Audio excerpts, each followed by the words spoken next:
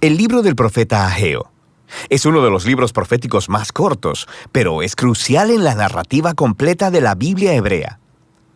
Durante siglos, los profetas hebreos habían estado acusando a Israel de quebrantar su pacto con Dios a través de la idolatría y la injusticia. Y ellos advirtieron que Dios enviaría al gran imperio de Babilonia para acabar con Jerusalén, destruir el templo y llevar al pueblo al exilio. Y todo sucedió en el año 587 a.C., pero ese no fue el final de la historia.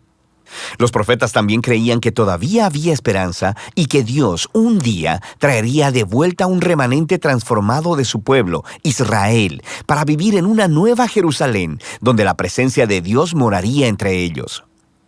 Ahora, cuando nos volvemos a Ageo, el año es 520 a.C., casi 70 años después del exilio, y el imperio babilonio había recientemente colapsado y el mundo ahora es gobernado por los persas. Ahora, los persas permitieron el regreso de cualquier israelita exiliado que quisiera volver a Jerusalén, la cual todavía estaba en ruinas. Así que, bajo el liderazgo de un sumo sacerdote llamado Josué y de Zorobabel, un heredero del linaje de David, un grupo de exiliados regresó y comenzó a reconstruir la ciudad y sus vidas. Recuerda la historia del libro de Esdras en los capítulos del 1 al 6.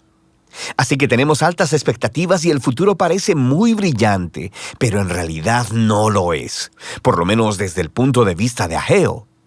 El libro consta de 4 secciones que resumen el mensaje de Ageo, dado al pueblo de Jerusalén en el transcurso de 4 meses. Él inicia acusando al pueblo de tener las prioridades equivocadas. Sí, ellos han regresado a Jerusalén, pero están gastando todo su tiempo y sus recursos reconstruyendo sus propias casas lujosas, mientras que el templo todavía está en ruinas debido a la destrucción de hace 70 años. Así que Ageo pregunta, ¿son sus casas en realidad más importantes que su lealtad a Dios? Esta negligencia, dice Ageo, es equivalente a la rebelión contra el pacto de sus ancestros, y esa es la razón por la que la tierra sigue siendo improductiva, la razón por la que han sido azotados con hambruna y sequía. Y aquí Ageo está citando la lista de las maldiciones del pacto en el libro de Deuteronomio. Así que las palabras retadoras de Ageo son seguidas por la historia de la respuesta del pueblo. Recuerda también la historia en Esdras capítulo 5. Se nos dice que Zorobabel, Josué y el remanente del pueblo son provocados y motivados por el mensaje de Ageo. Ellos empiezan a reconstruir el templo. Así que en la siguiente sección, Ageo continúa un mes después y aborda algunos de los problemas de las expectativas rotas que había entre el pueblo. De manera que el templo que están reconstruyendo es poco impresionante. No se compara en nada con la gloria del templo de Salomón que se construyó ahí hace 500 años. Así que la moral para terminar el proyecto estaba muy baja. Así que Ageo le recuerda al pueblo acerca de las grandes promesas proféticas del reino futuro de Dios y acerca de este templo. Él hace referencia a los profetas anteriores a él, especialmente a Isaías y a Miqueas, sobre la nueva Jerusalén, la cual sería el lugar desde donde Dios redimiría a todo el mundo, y donde todas las naciones vendrían y participarían en el reino de Dios, resultando en una era de paz. Así que el templo juega un rol clave en los planes de Dios para el futuro, y Ageo llama al pueblo a trabajar con esperanza a pesar de las circunstancias decepcionantes. En la tercera sección, Ageo continúa 2 meses después con un llamado a ser fieles al pacto, y él inicia una conversación con algunos sacerdotes sobre la pureza ritual. Recuerda todas las ideas claves del libro de Levítico. Él dice, si alguien va y toca un cadáver y se vuelve ritualmente impuro o marcado por la muerte, y luego van y tocan algo de comida, la comida también es impura. Y los sacerdotes, conociendo el libro de Levítico, dicen, sí, es impura. Y luego Ageo convierte esto en una parábola. Él dice que es lo mismo con el pueblo de Israel y lo que están poniendo en sus manos para reconstruir el templo. Si esta generación no se humilla, si no se vuelven de su injusticia y apatía, Ageo dice que lo que sea que construyan con sus manos, incluyendo el nuevo templo, será impuro también. El reto de Ageo es que solo a través del verdadero arrepentimiento y de la fidelidad al pacto es que sus esfuerzos resultarán en la venida del reino y la bendición de Dios. Así que, en cierto sentido, el futuro de Israel descansa en sus manos. Dios está esperando que su pueblo le sea fiel. Así que la elección que Ageo está poniendo delante de la generación de los exiliados es muy similar al reto que Moisés puso delante de la generación en el desierto antes de entrar a la tierra. Su obediencia llevará a la bendición y al éxito, mientras que la infidelidad les llevará a la ruina. El libro concluye con un resumen de Ageo sobre la esperanza futura del reino de Dios. Él hará de la Nueva Jerusalén el centro de su glorioso reino internacional, y a partir de ahí confrontará y derrotará la maldad entre las naciones. Él recuerda al pueblo sobre la derrota de Faraón en la historia del Éxodo. Dios cumplirá su promesa a David y establecerá al rey de su linaje. Y en los días de Ageo, eso estaba representado por Zorobabel. Y así el libro termina con un tema flotando en el aire: la elección de un futuro brillante. Así que la pregunta es, ¿será la generación de Ageo fiel a Dios?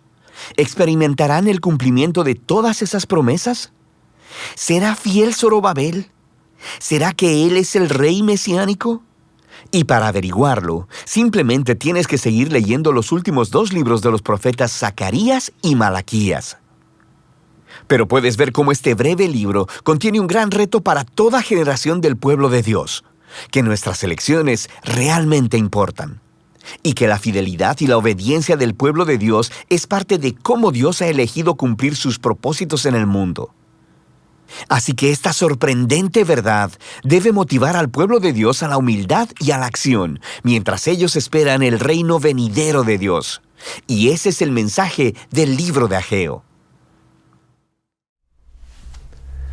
Hola familia, ¿cómo estás? Qué gusto encontrarnos nuevamente en una travesía nueva por un libro que, aunque no es propiamente nuevo, ya transitamos por el libro de Ageo pues hace como unos 4 años más o menos acá en la congregación.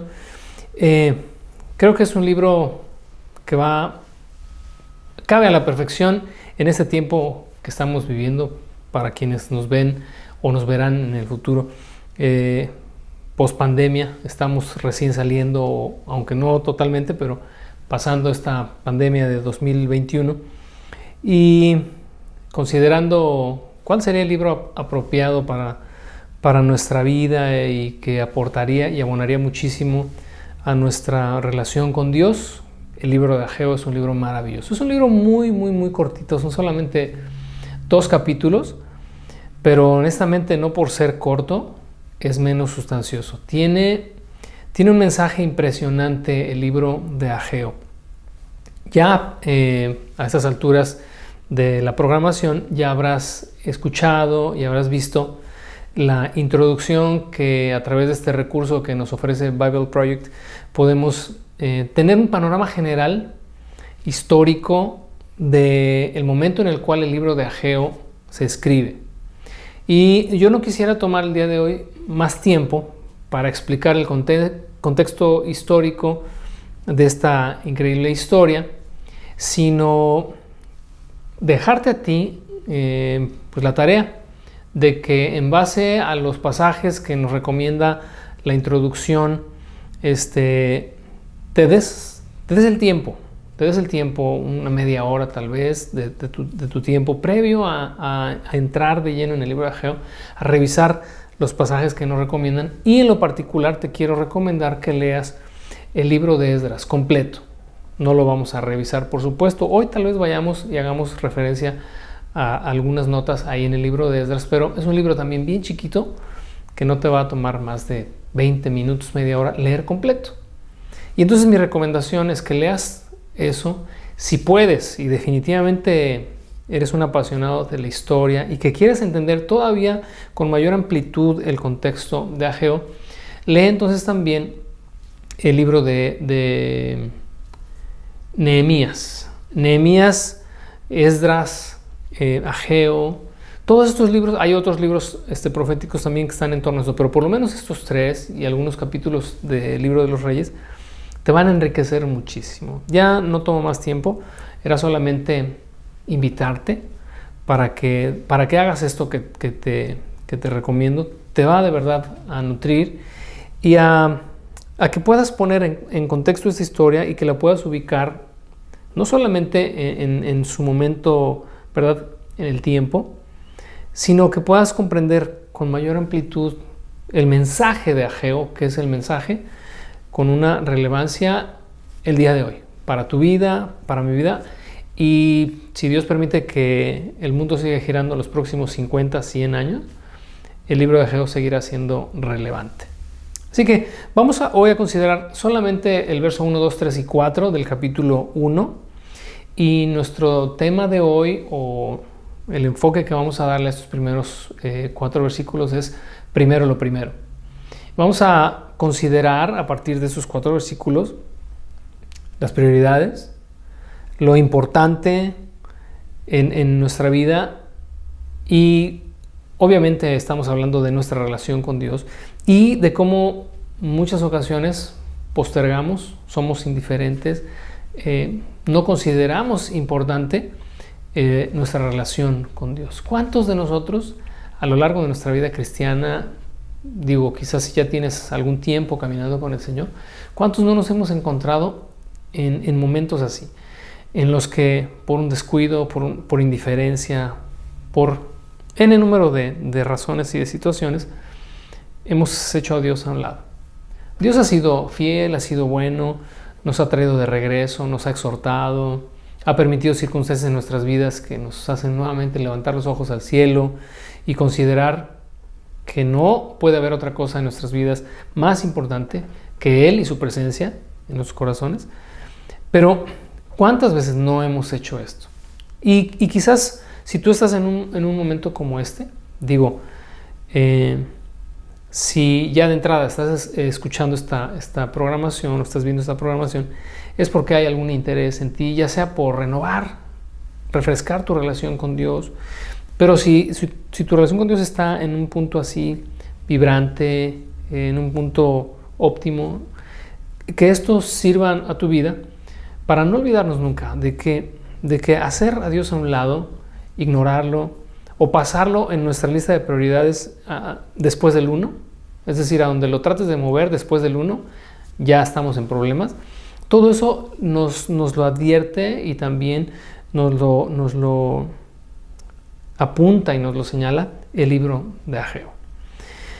En ¿verdad? Nuestra primera lección de primero lo primero, vamos a leer el verso 1 del capítulo 1 de Ageo. ¿Y qué tenemos ahí? Dice, y recuerda que estamos leyendo la Nueva Traducción Viviente. El 29 de agosto del segundo año del reinado del rey Darío, el Señor dio un mensaje por medio del profeta Ageo a Zorobabel, hijo de Salatiel, gobernador de Judá, y a Jesúa, hijo de Jehosadac, el sumo sacerdote.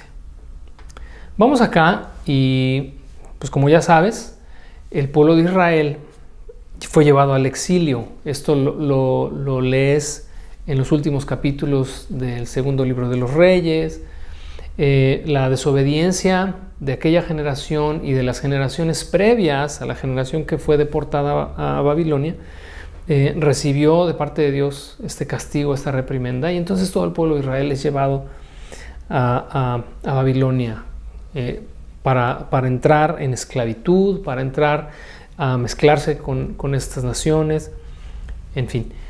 Una vez que Dios cumple lo que había predicho a través del profeta Jeremías, el pueblo de Israel comienza su retorno, comienza su éxodo, regreso a la tierra prometida. O sea, esos 70 años que corren, hay varias teorías, ¿no? Pero en general corren a partir de que son llevados esclavos por Nabucodonosor, y se cuentan 70 años hasta que el templo es reedificado. Pero antes de esos 70 años, o sea, 10 y 20 años atrás, el pueblo comenzó ya en un éxodo que el rey Ciro de Persia, porque ya Nabucodonosor había sido invadido por los persas y el imperio babilónico había caído, y ahora el imperio persa era el que gobernaba el mundo conocido. Los judíos se les permite ir regresando poco a poco. Y en este regreso, Dios había motivado el corazón, por ejemplo, de Nehemías, ¿no?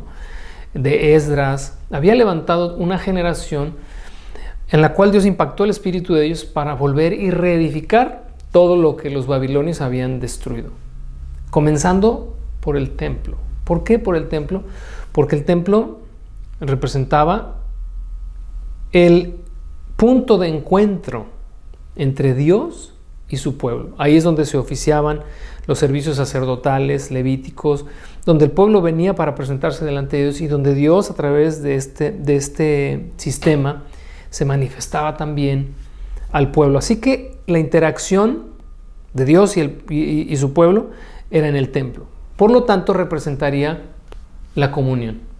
Para nosotros hoy no hay físicamente un lugar, las iglesias nos reunimos en auditorios, pero en este nuevo sistema entendemos que el templo de Dios es espiritual. Por lo tanto, esta figura que nos va a acompañar a lo largo de los 2 capítulos del templo y la reconstrucción del mismo, tiene que ser entendido desde la perspectiva espiritual como el punto de encuentro entre Dios y nosotros a través de su espíritu que mora en nuestros corazones y que nos permite estar en comunión con Él. El equivalente a construir el templo en aquel tiempo sería hoy esta comunión a la que somos llamados tú y yo como creyentes. Somos llamados a tener comunión con Dios. El apóstol Juan en su primera carta, al primer capítulo, habla acerca de eso. La comunión que tenemos con el Padre a través de Jesucristo. Pablo lo menciona cuando da esta exhortación a Timoteo a partir de otra figura, ¿no? Aviva el fuego del don de Dios que está en ti. Cada una de estas exhortaciones y llamados son la invitación de Dios a que nosotros, su pueblo, permanezcamos en una relación vibrante, en una relación continua, permanente, intensa, cálida con Dios, porque su Espíritu dice que nos anhela celosamente. Y no hay forma de que tú y yo, como creyentes, si es que somos creyentes y somos hijos de Dios, podamos dar la espalda a Dios para atender otras cosas con mayor prioridad, con mayor urgencia, con mayor relevancia que a Dios mismo, porque entonces sí estamos en problemas. Y cuando te digo estamos en problemas, es porque tenemos que entender esto que te acabo de decir. Dios es un Dios celoso. Nos anhela celosamente, es lo que dice el apóstol Pablo. Por lo tanto, no va a permitir bajo ninguna circunstancia que nuestros ojos y nuestro amor y nuestro corazón vayan detrás de otra cosa que no sea Él. Y entonces, te estoy poniendo en contexto. En el verso 1 que acabamos de leer, dice que el Señor dio un mensaje por medio de Ageo a 2 personas, Zorobabel y Jesúa o Josué, que es derivado del mismo nombre. Pero estos dos, fíjate, en esta analogía, y así lo vamos a ir desarrollando las próximas semanas, tanto Zorobabel como Jesúa representan el alma y el espíritu nuestro. No en ese momento, quiero que entendamos bien lo que estoy tratando de decirte. Estamos tomando el libro de Ageo no solo desde su perspectiva histórica, porque estudiar Ageo solamente desde la perspectiva histórica, pues bueno, Dios habló, Dios dijo a esa generación y pues fue para allá nada más. No, está aquí este libro porque Dios quiere hablarnos a ti y a mí. Por lo tanto, Zorobabel, que era el gobernador, es de alguna manera la representación del alma del creyente. El gobernador era quien tenía la última palabra, quien tomaba las decisiones, por eso era el gobernador. Esa es la máxima autoridad civil en ese momento. Representa nuestra alma, porque cada vez que tú y yo tomamos decisiones, las hacemos a partir de lo que nuestra alma decide. Nuestras determinaciones corren a partir de ahí, de lo que somos y de quienes somos. Pero Jesúa, que es el sumo sacerdote, representa nuestro espíritu. Y es a partir de nuestro espíritu que nosotros, de un espíritu que vive, por el poder del Espíritu de Dios en nosotros, que tenemos comunión con Dios, que anhelamos hacer las cosas que a Dios le agradan, que podemos hablar con Dios porque hemos sido resucitados en nuestro espíritu, pasamos de muerte a vida. Y es a ellos a quien se dirige este mensaje. Por lo tanto, traído a nuestra experiencia, es el momento en el que Dios habla. Es el momento en el que Dios nos habla, en el que Dios nos dice, hey, tú ven para acá. Habla a nuestro corazón, habla a nuestro espíritu, porque ya tenemos una relación con Dios. No es un mensaje, por favor, no es un mensaje para aquel que no ha nacido de nuevo. Este no es un mensaje para aquel que no ha nacido de nuevo. Si tú no has nacido de nuevo, si tú no le has entregado tu vida a Cristo, si tu espíritu no ha nacido por el Espíritu de Dios en ti, pues esta es la oportunidad, este es el momento. Dios nos invita y nos convoca a todos al arrepentimiento, a venir delante de Él con el corazón totalmente abierto para pedir su perdón y para anhelar comunión con Él a través de Jesús. Pero este mensaje es dado, repito nuevamente, a estos dos personajes que representan nuestro ser interior, ¿no? Nuestra alma, nuestro espíritu. Y viene a través de Ageo, ¿no? Y está dado a estos dos destinatarios. Más adelante nos encontramos en el verso 2 con lo siguiente. Dice, esto es lo que dice el Señor de los ejércitos celestiales. El pueblo alega, todavía no ha llegado el momento para reconstruir la casa del Señor. Como te decía, el contexto histórico en este pasaje es que el pueblo de Israel estaba regresando del exilio, y en el libro de Esdras, que vuelvo otra vez a pedirte, regresa allá. Al terminar esta lección, de verdad no harías mal de inmediatamente ir al libro de Esdras, porque es muy cortito para que tengas un contexto mucho más amplio. En el libro de Esdras, en el primer capítulo, cuando Dios despierta el corazón de estos hombres, y a través del decreto del rey Ciro, vamos al capítulo 1, mira. En el capítulo 1 de Esdras, por ejemplo, en el capítulo 1, dice que Ciro permite el regreso de los desterrados. Y quiero que observes del verso 2 al verso 4 el mensaje de Ciro. Dice, esto dice Ciro, rey de Persia. El Señor, Dios del cielo, me ha dado todos los reinos de la tierra. Me encargó construirle un templo en Jerusalén que está en Judá. Cualquiera que pertenezca a su pueblo puede ir a Jerusalén de Judá para reconstruir el templo del Señor, Dios de Israel, quien vive en Jerusalén. Y que su Dios esté con ustedes. En el lugar que se encuentre este remanente judío, que sus vecinos los ayuden con los gastos, dándoles plata y oro, provisiones para el viaje y animales, como también una ofrenda voluntaria para el templo de Dios en Jerusalén. Así comienza el libro de Esdras, y comienza con esta encomienda que da Ciro. Pero observa, Ciro era un emperador persa, y Dios a través de Ciro había puesto en él esta necesidad de que el templo se reconstruyera por lo que ya te había dicho, lo que representa el templo.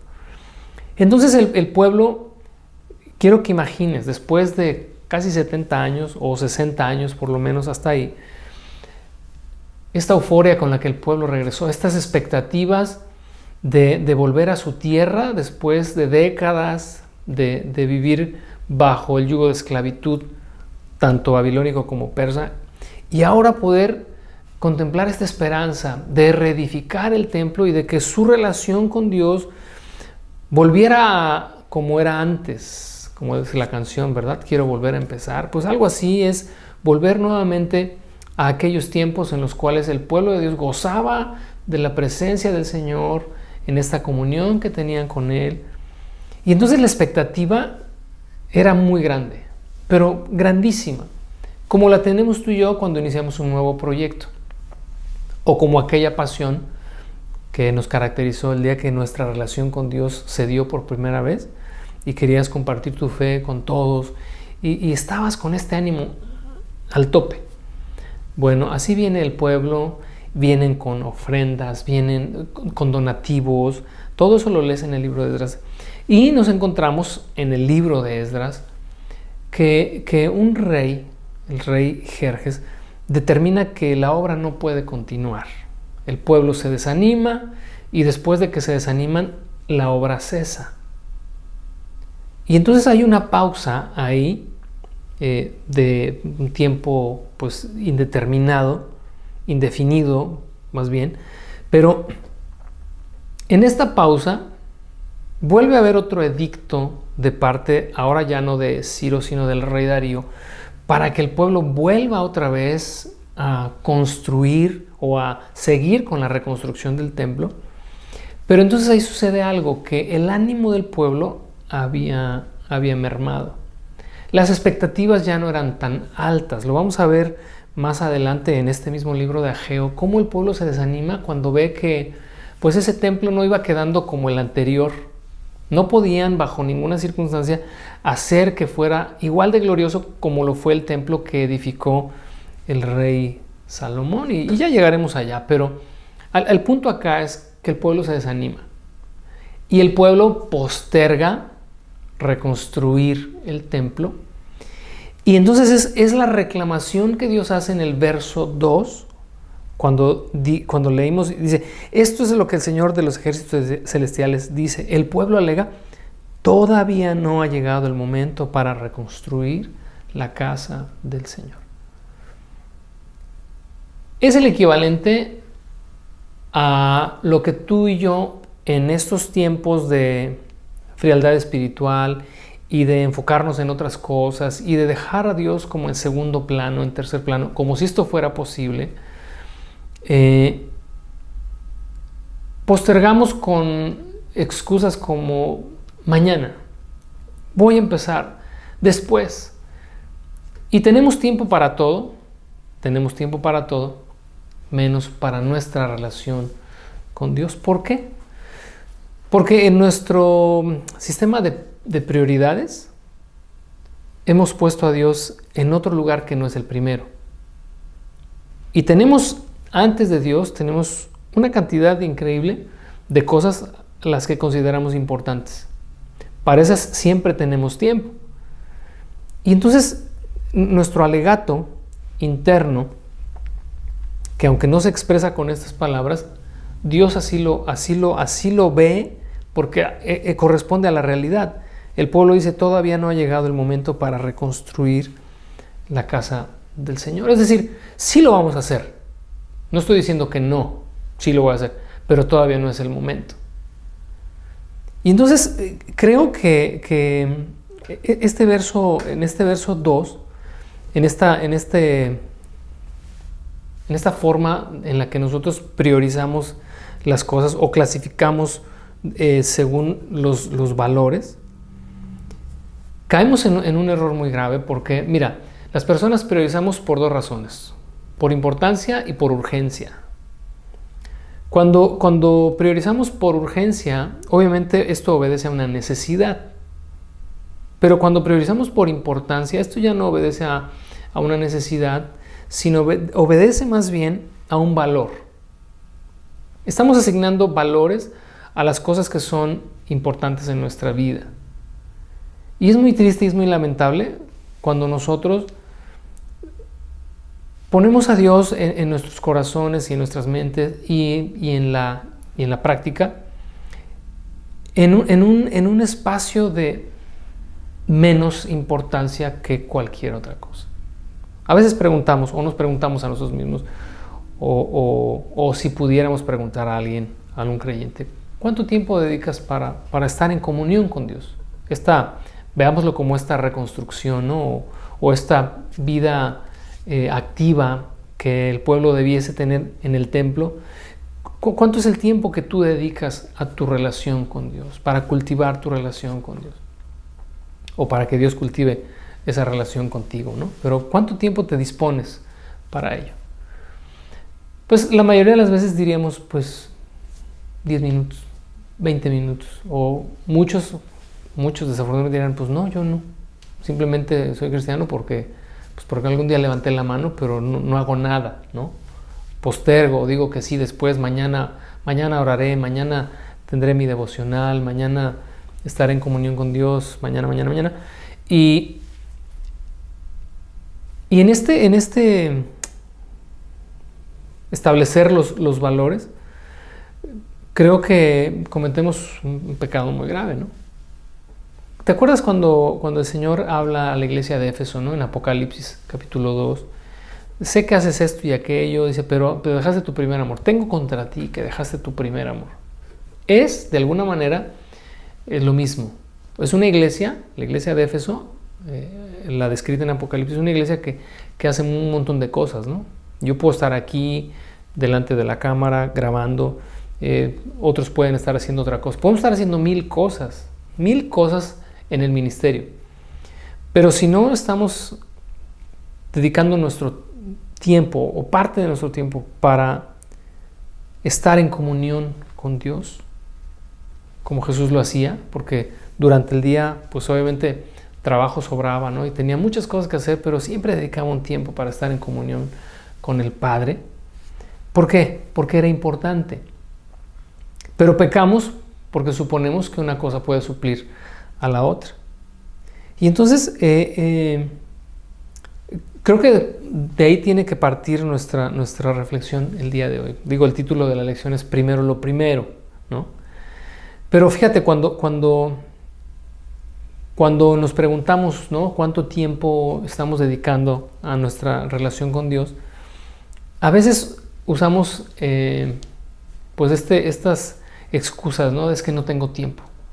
Me levanto súper temprano y desde que me levanto, córrele por los niños a la escuela o lo que sea, tus actividades, el trabajo, ya regreso cansado, me echo un baño, ceno y pues me voy a dormir y así es mi rutina y mi jornada. ¿Sabes qué? Honestamente creo que Dios ya no nos compra esas. Digo, nunca nos las ha comprado porque nos conoce súper bien. Pero yo he observado algo, lo he observado en mí y lo observo en muchos, que tiempo siempre hay. ¿Sabes?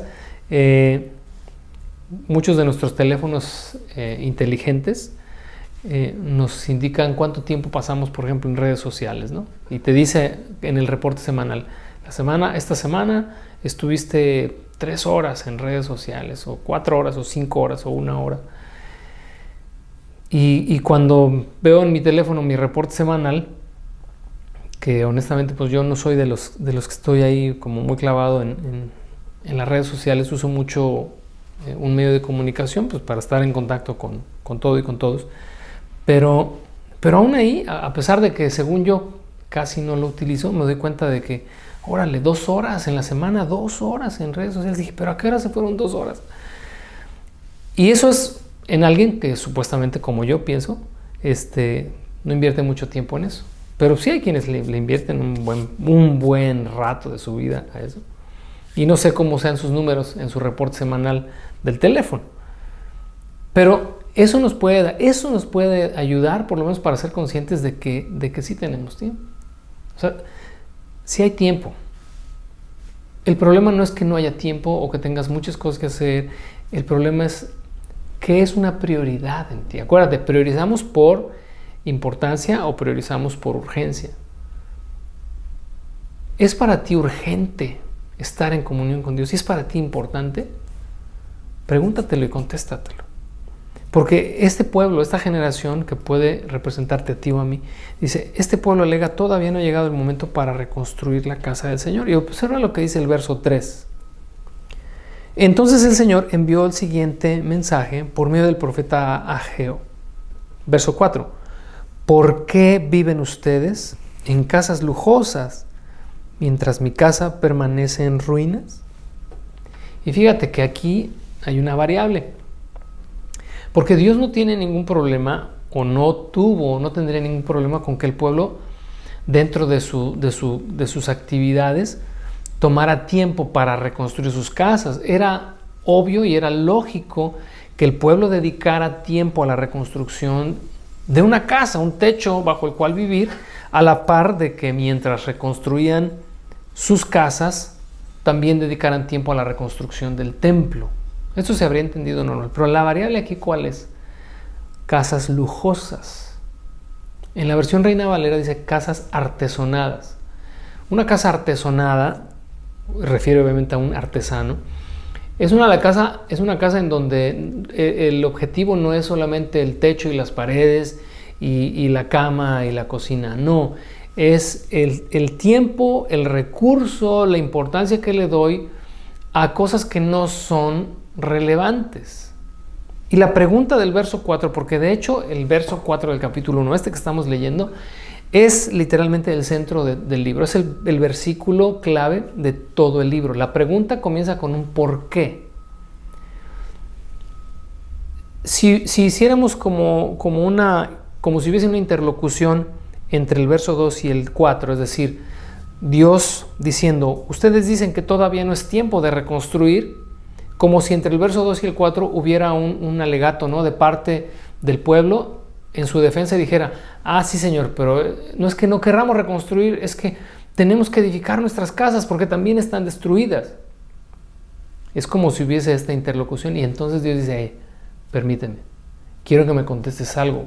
Esta pregunta está tratando de llevar al pueblo a la conciencia de en dónde está su corazón.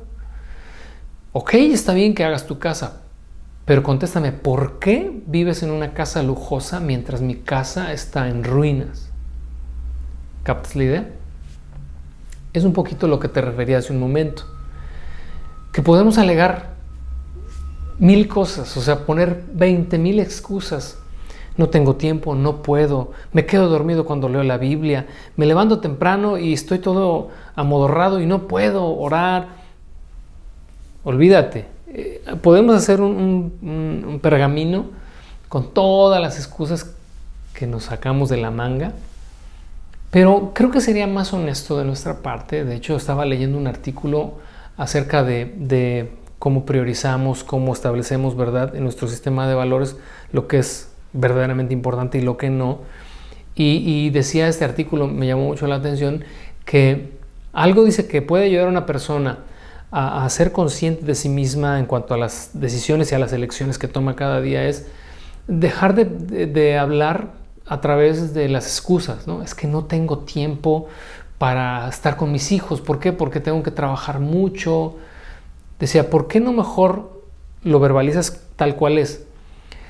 No paso tiempo con mis hijos porque no son una prioridad en mi vida. Mi trabajo es mi prioridad.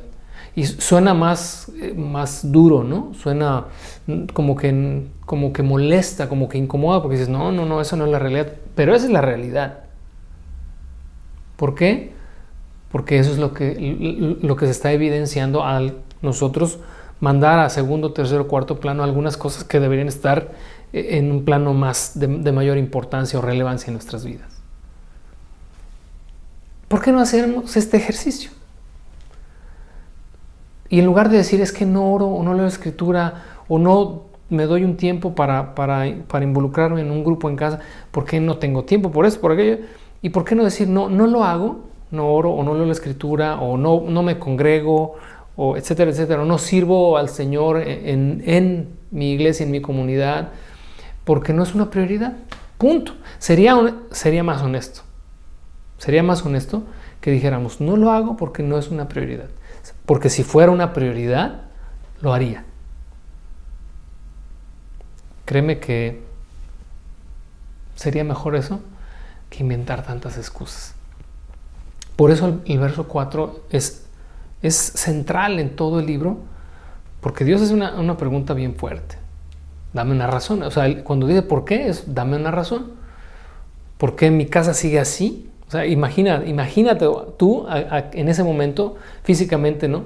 El templo está, algunas piedritas que alcanzaron a poner, quizás algunas puertas, algunas ventanas, pero se quedó a medio camino y ahí lo abandonaron y está ya con hierba, con telarañas, quizás los animales entran ahí y los niños entran a jugar porque pues son unas ruinas, ¿no? Es una zona arqueológica. Pero mientras tú estás viviendo en una casa lujosa y le estás invirtiendo más y más y más y más. Bueno, traigámoslo a la aplicación. ¿Cómo está tu vida espiritual en comparación con otras cosas que haces? Porque quizás estás siendo muy exitoso en tu trabajo y te va bien y eres una persona diligente y le metes todas las ganas, ¿no? Y tratas de ser el mejor empleado, quieres ser el empleado del mes o quieres ser el empresario del año, o en tu escuela, en tu profesión, te quemas las pestañas haciendo tareas. ¿Por qué? Porque ya te viste en el futuro siendo médico, ingeniero, licenciado, abogado, lo que sea, ¿no? ¿Y cuántos no terminan sus carreras? No, es que me quemé las pestañas, me daba a las 3 de la mañana y estaba yo estudiando. Cuando tú escuchas eso, dices, oye, qué padre, ¿no? Qué bien. Te das cuenta que cuando es una prioridad en tu vida, te aplicas. ¿Quieres ser el mejor deportista? Dedicas horas a tu ejercicio. ¿Quieres bajar de peso? Dedicas tiempo para tu dieta. ¿Por qué? Porque en tu sistema de valores vas acomodando tus prioridades. Piensa en todo aquello en lo que estás siendo exitoso y compáralo con tu vida espiritual. Dice el apóstol Pablo, ¿no? El apóstol Juan, ¿no? Cuando dice, amado, yo deseo que seas prosperado en todas las cosas, así como prospera tu alma. En otras palabras, que si ese templo, tu vida espiritual, tu relación con Dios está frondosa, está verde, está llena de flores, está viva, está vibrante, bueno, que en esa misma medida seas prosperado en todo lo demás. Pero si en todo lo demás estás floreciendo, prosperando, creciendo, avanzando, logrando, alcanzando, llegando a la cima, pero tu vida espiritual está en ruinas, entonces la pregunta es para ti, ¿no? Dame una razón, dice el Señor. ¿Por qué? ¿Por qué tu casa, tu vida florece y nuestra comunión y nuestra relación está en ruinas? La próxima semana, en la lección número 2, puedes ir avanzando en el libro, porque es un libro, como te decía, cortito. Puedes ir avanzando en la lectura y nos vamos a dar cuenta de cómo Dios nos va a llevar en este proceso, ¿verdad?, de ir entendiendo este libro que, pues de entrada, te repito, es un libro increíble, que lo podremos seguir leyendo las veces que sean necesarias de aquí a que muramos y siempre será relevante. Porque siempre tendemos a olvidar, siempre tendemos a abandonar lo que es muy y lo más importante en nuestra vida, nuestra relación con Dios. No hay otra relación en la que debas invertir más tiempo y no hay otra cosa en la que debas invertir más tiempo y más de tu corazón y de tu alma que en tu relación con Dios. Aquí le vamos a dejar, chicos, entre la introducción que vimos y esta reflexión, es suficiente para que revisemos en nuestras semillas en casa. No olvides, si tú nos ves de lejos, puedes escribirnos o puedes enviarnos un mensaje ahí por YouTube también, si te suscribes, para que podamos enviarte a donde estés. La lección que revisamos aquí en casa semanalmente te va a ser de gran utilidad porque reafirma lo que venimos revisando acá. Así que un saludo para todos nuevamente y bienvenidos a esta nueva aventura. Que el Señor esté con nosotros durante este recorrido. Que Dios te bendiga. Un abrazo.